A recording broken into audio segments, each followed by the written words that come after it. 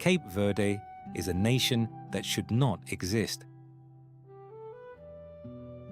10 volcanic islands rise from the Atlantic Ocean, 600 kilometers west of Africa, isolated by vast distances of open water and unknown to humanity until Portuguese sailors arrived in the 15th century. There were no indigenous inhabitants waiting on the shore, no ancient kingdom, no forgotten civilization.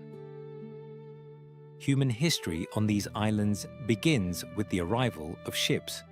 Everything that followed emerged from that moment.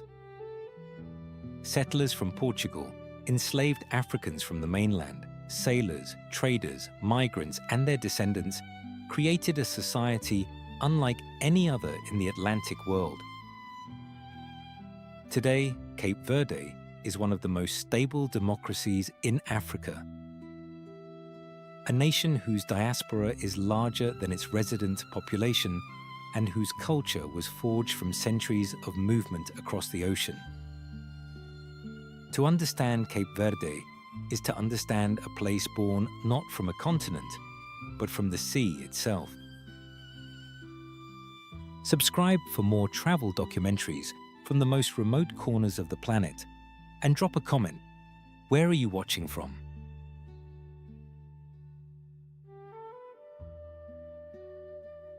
The land. There is a particular kind of geography that produces a particular kind of people, and Cape Verde is one of the clearest demonstrations of that principle anywhere in the Atlantic. Look at the islands on a map, and the first thing that strikes you is their loneliness. 600 kilometers from the African mainland, 2,500 kilometers from Brazil, 4,000 from the Caribbean. They are not near anything. They are on the way to other places. For 5 centuries, that was their entire economic logic: a refueling stop, a layover, a node in a network of trade routes that ran past them rather than to them. The age of sail made them indispensable. The age of jet engines made them briefly almost obsolete. The age of mass tourism is making them something else again, something the islands themselves are still in the process of deciding whether to fully become. The 10 islands form a rough horseshoe in the ocean. The windward group, Barlavento, catches the dust and the trade winds first. Santo Antao rises in tortured ridges to nearly 2,000 meters. Its eastern slopes drier than a desert, its western valleys greener than parts of Portugal. São Vicente is flatter, harder, almost lunar in its dry interior. But it holds the natural harbour of Mindelo, which made the city, for a while, the most cosmopolitan port between Lisbon and Rio. São Nicolau is smaller, more agricultural, more remote. Sal and Boa Vista lie further east, almost on the African plate's edge, pancake flat, ringed with white sand, ringed now also with the resorts that have made them the economic engines of the tourism economy.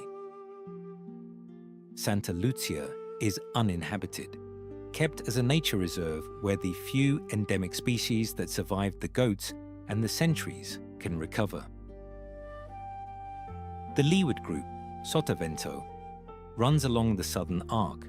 Maio is quiet, dry, almost forgotten even by Cape Verdeans themselves. Santiago, the largest and most populous, holds the capital Praia and the deepest concentration of African cultural retention in the archipelago.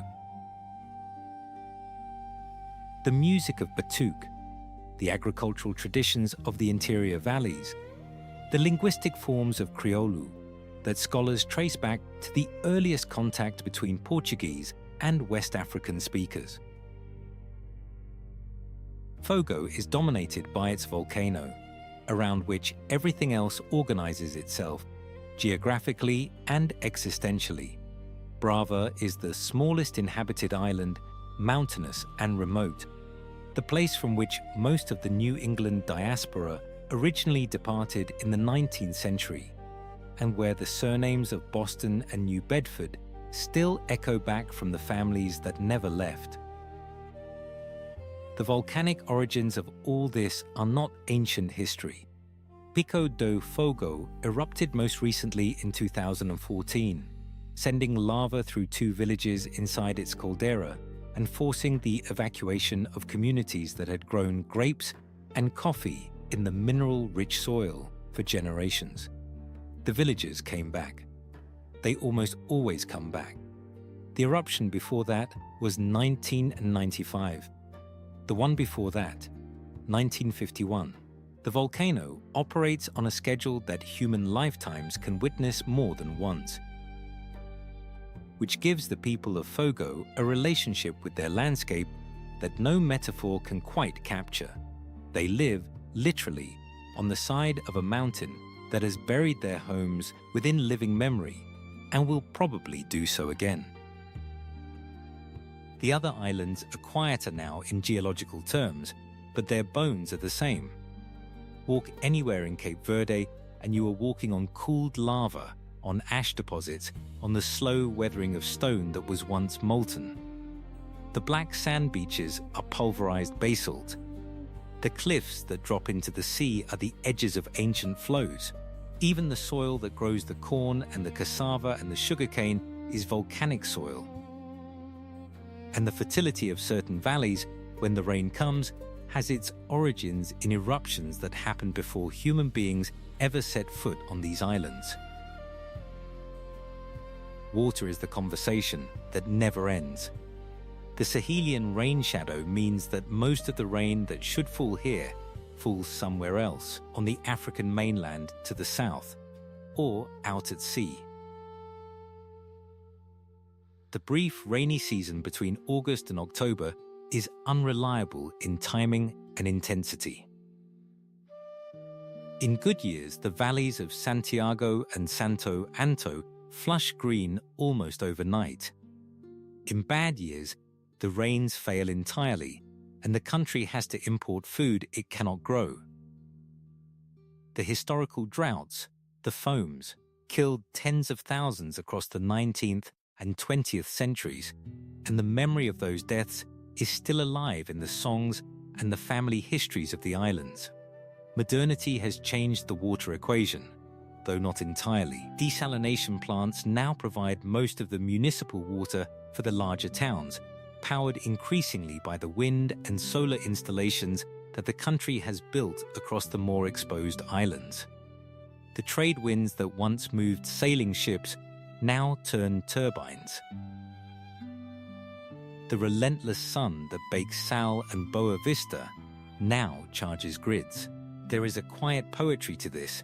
The forces that made these islands difficult are the same forces that, harnessed differently, are now making them livable in ways their ancestors could not have imagined. But the underlying scarcity has not gone away. Agriculture still depends on rain that may or may not come. The aquifers that supply the rural communities are finite.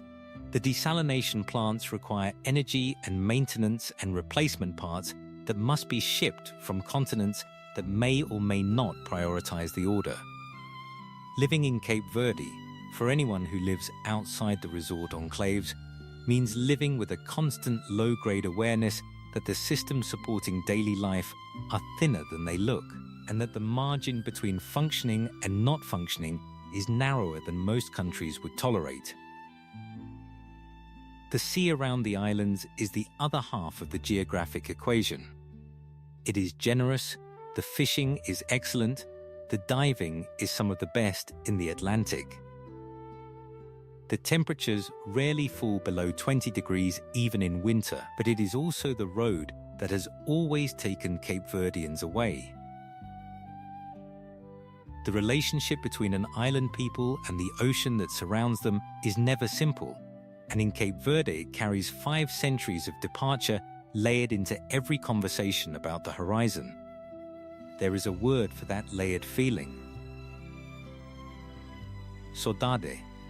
It does not translate. It describes the specific sensation of missing a person, a place, a time that the sea has separated you from.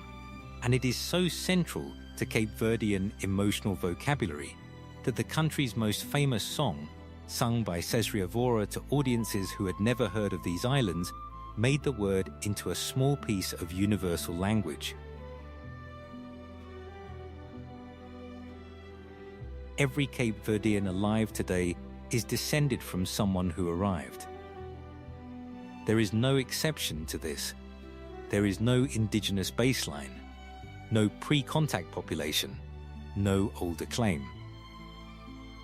The entire human story of these islands begins in the 15th century, when Portuguese ships dropped anchor on uninhabited volcanic land and decided that the location was worth occupying. What followed was one of the most brutal demographic experiments in early modern history. The Portuguese came in small numbers: sailors, soldiers, minor nobility, agents of the crown. They needed labor, and they needed it immediately. The solution they chose, and that the institutions of Europe would build economies around for the next 4 centuries, was the systematic transportation of enslaved Africans from the nearby Guinea coast.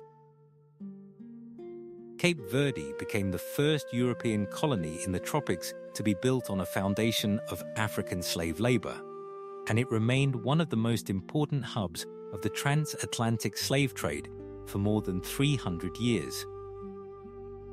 The old capital, Ribeira Grande, now called Cidade Velha, was the operational center of this trade. Ships arrived from West Africa carrying captives. The captives were warehoused, sorted, sometimes branded, often baptized, and then loaded onto other ships bound for Brazil, the Caribbean, North America. The economic logic was cold and efficient. The human cost was enormous, and the moral weight of it still sits on the stones of the colonial buildings that survive there today. But Cape Verde was not only a transit point. A significant portion of the enslaved Africans never left.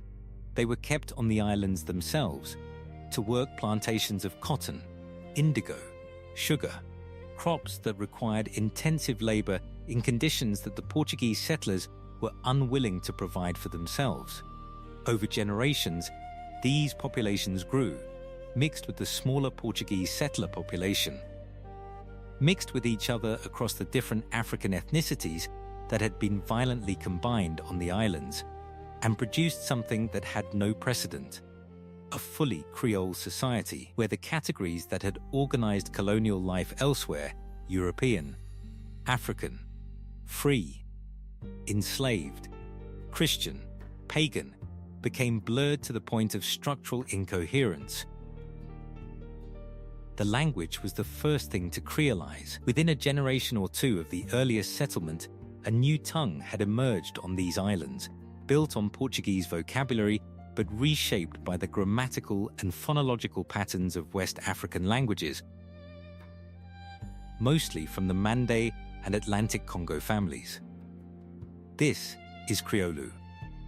It is one of the oldest Creole languages in the world, and it is spoken today by everyone in Cape Verde and by most members of the diaspora as well.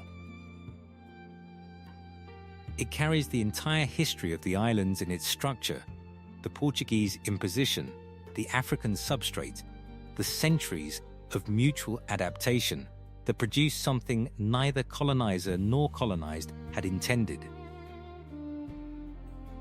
The slave trade was abolished in stages across the 19th century, and with it went the primary economic function of the islands. The plantations declined, the ports lost their traffic, and then the droughts came. The foams of the 1860s, the 1900s, the 1940s killed tens of thousands and pushed survivors to do what survivors in such situations always do: leave. The shape of the modern Cape Verdean diaspora was forged in those famines. Whaling ships out of New Bedford, Massachusetts, recruited heavily from the islands, particularly Brava and Fogo. and brought thousands of Cape Verdean men to southeastern New England, where their descendants now form one of the oldest Lusophone communities in the United States. Other migrants went to the cocoa plantations of Sotom and Principe under labor contracts that critics at the time described as slavery in everything but name. Still, others went to Portugal itself, to Lisbon, to the Algarve, to the construction sites of post-war reconstruction. Later waves went to the Netherlands, France, Luxembourg, Italy, wherever there was work. Cape Verdeans went. The remittances those migrants sent home became the economic lifeline of the islands they had left. In a normal year, money from the diaspora accounts for 15 to 20% of national GDP, and in many rural communities, the percentage is much higher.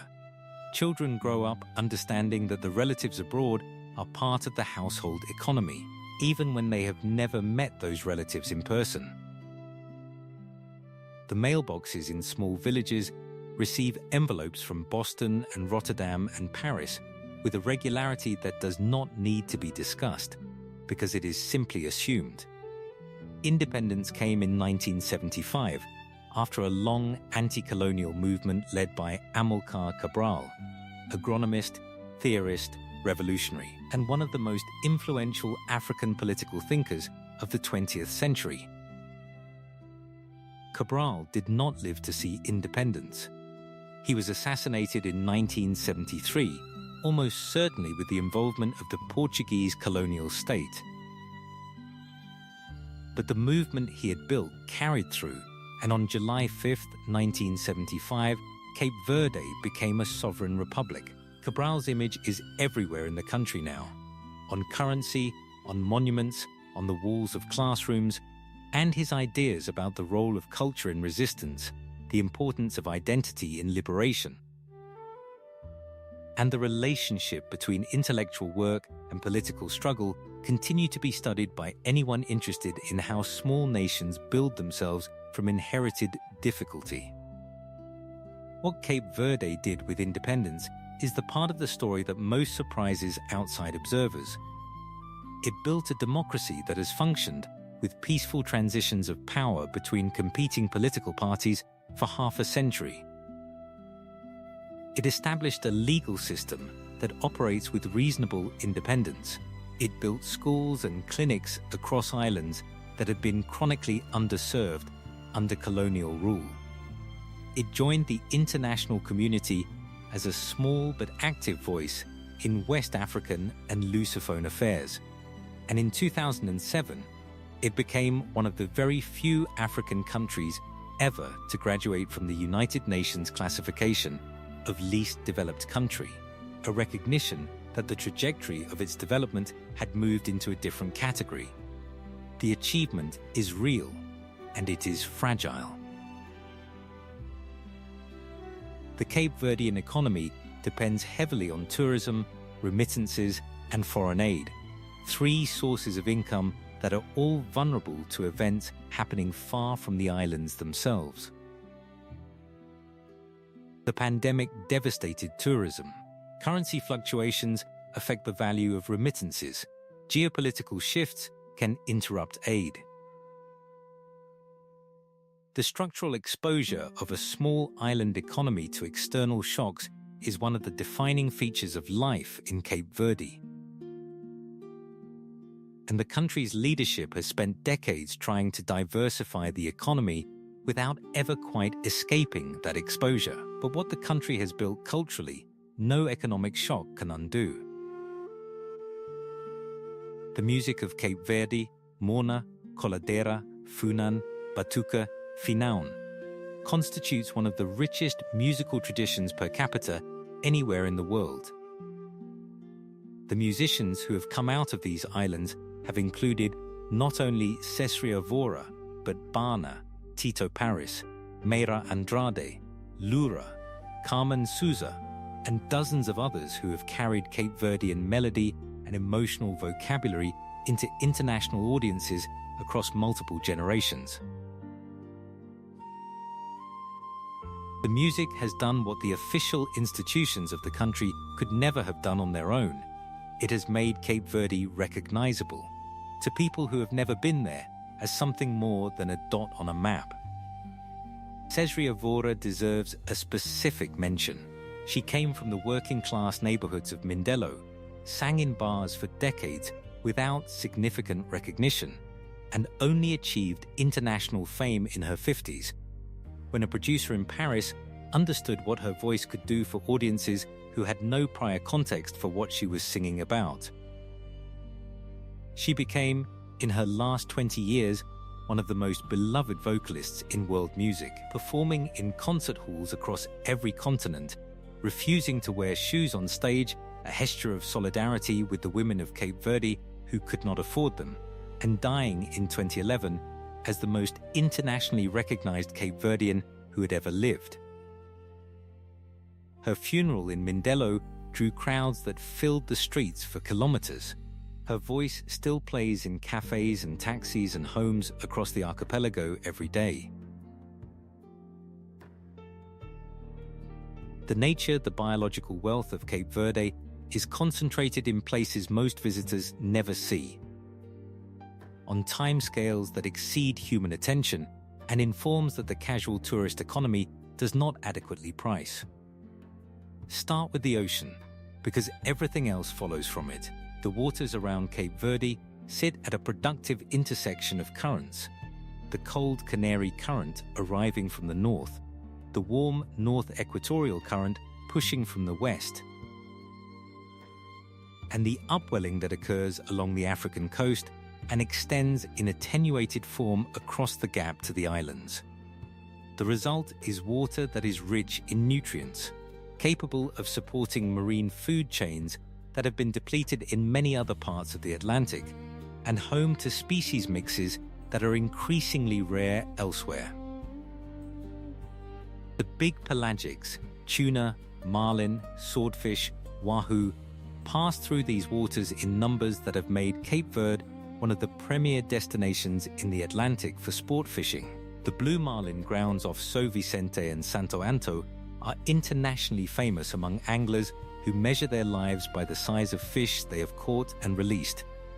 Commercial tuna fishing, both by Cape Verdean fleets and by foreign vessels operating under licensing agreements, is one of the country's important industries, though it raises difficult questions about resource management that the country shares with every other coastal nation trying to balance immediate economic needs against long-term sustainability. The reefs and coastal waters support different but equally rich communities. Grouper, snapper, parrotfish, octopus, moray eel, lobster. The smaller scale fisheries that supply local markets and restaurants depend on these populations, which have been pressured over the decades, but which remain healthier than equivalent fisheries in much of the Mediterranean or Caribbean. The artisanal fishermen who go out from the beaches of Tarrafal or São Felipe in small wooden boats are practicing a profession that has not significantly changed in 3 centuries. The boats are still painted in the bright primary colors that have always identified them. The nets are still mended by hand on the beach. The knowledge of where the fish are and when is still transmitted through apprenticeship more than instruction. The loggerhead turtles of Cape Verde represent one of the conservation success stories that the country has quietly built over the last 2 decades.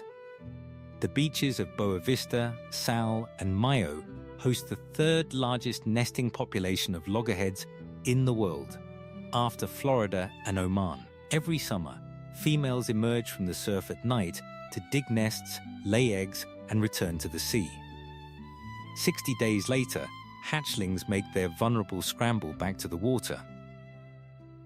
For most of the 20th century, this entire cycle was threatened by hunting. Turtles were taken for meat, eggs were collected, shells were sold. Beginning in the early 2000s, a combination of community organizing, NGO activity, and government policy began to shift the equation. Communities that had relied on turtles as a food source began to recognize their value as a tourism draw and as an ecological asset. Today, turtle monitoring programs operate across the main nesting beaches, employing local residents, and nesting numbers have begun to recover. Whales pass through these waters on migration. Humpback whales calve in the warm waters between February and April. Sperm whales hunt the deep water just offshore. Pilot whales and several dolphin species are present year-round. The development of whale-watching tourism, particularly off Boa Vista, has provided an alternative livelihood for some former fishermen and has helped shift the economic logic of marine wildlife toward observation rather than extraction.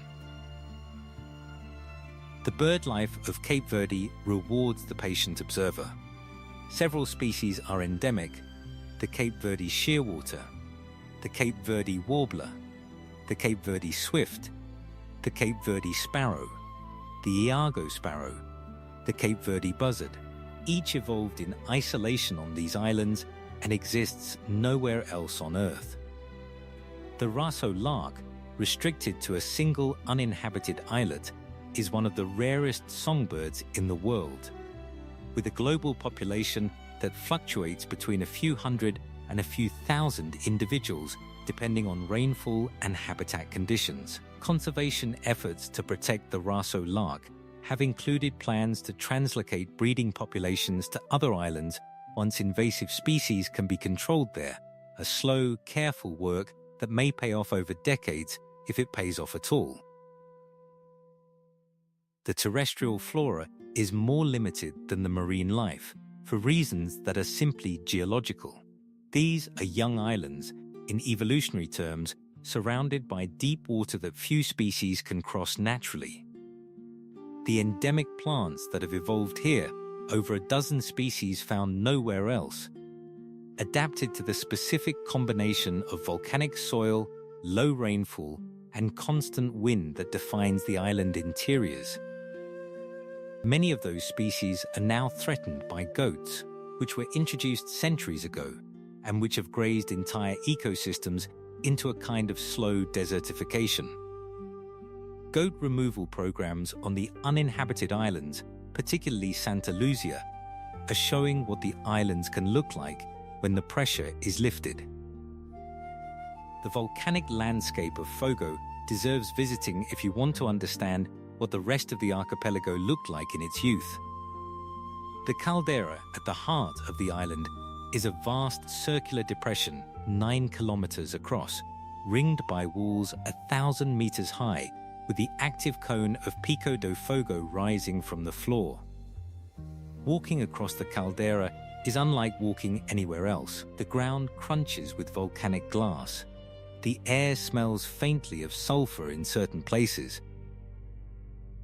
The houses of the villages inside the caldera, Portela, Banguera, were partially destroyed in 2014 and have been rebuilt, sometimes on top of the lava that destroyed the previous structures. The vineyards on the lower slopes produce wines that have surprised European sommeliers with their quality and that depend, for their distinctive minerality, on the volcanic soil they grow in.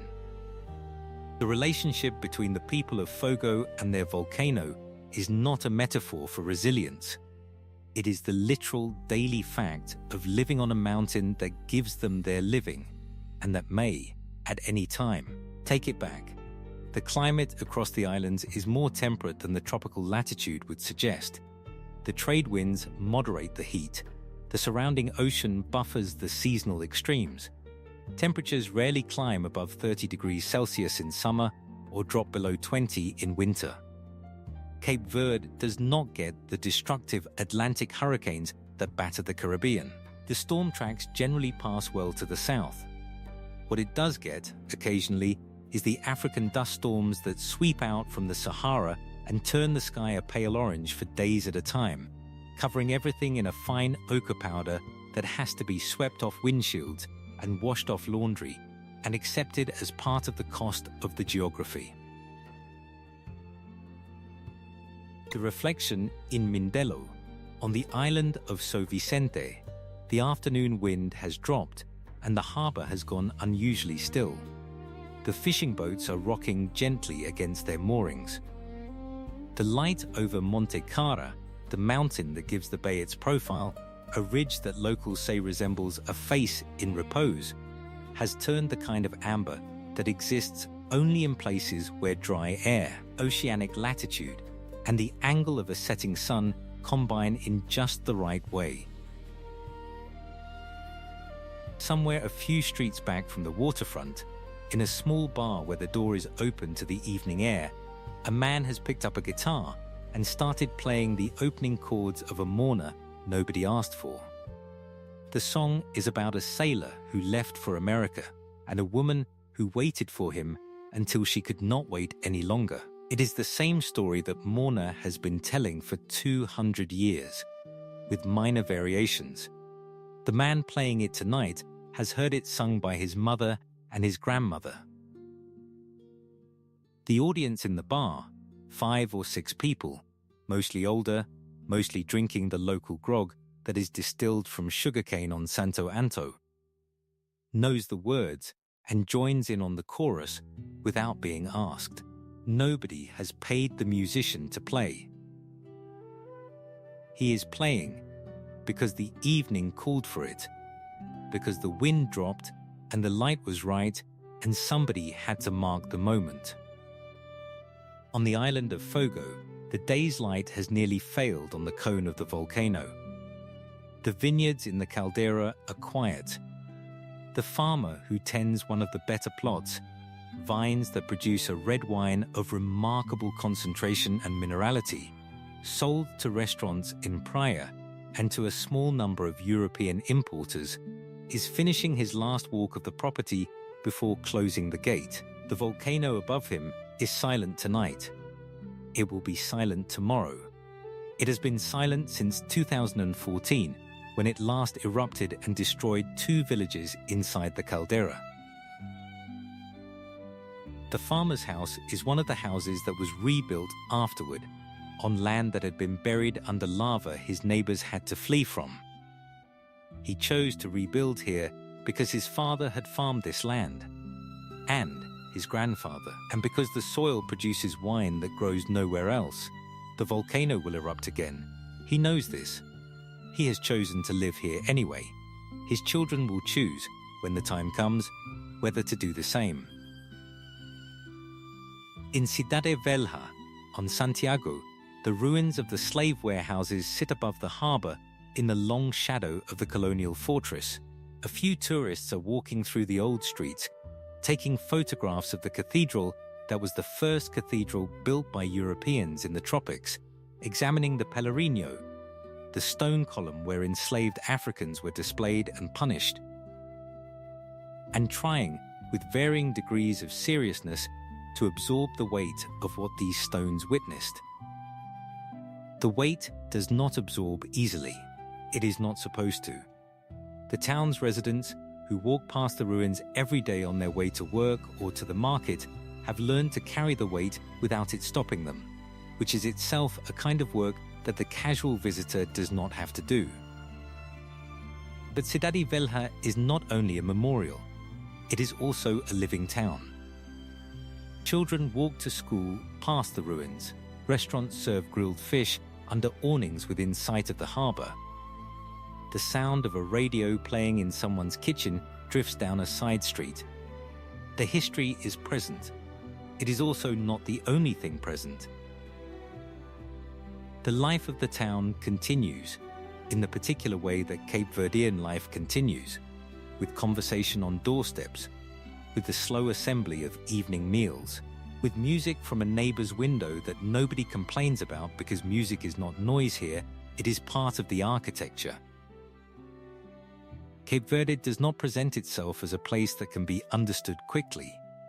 It is too unusual in its origins, too dispersed in its population, too layered in its history to be absorbed on the terms that most travel narratives prepare visitors for.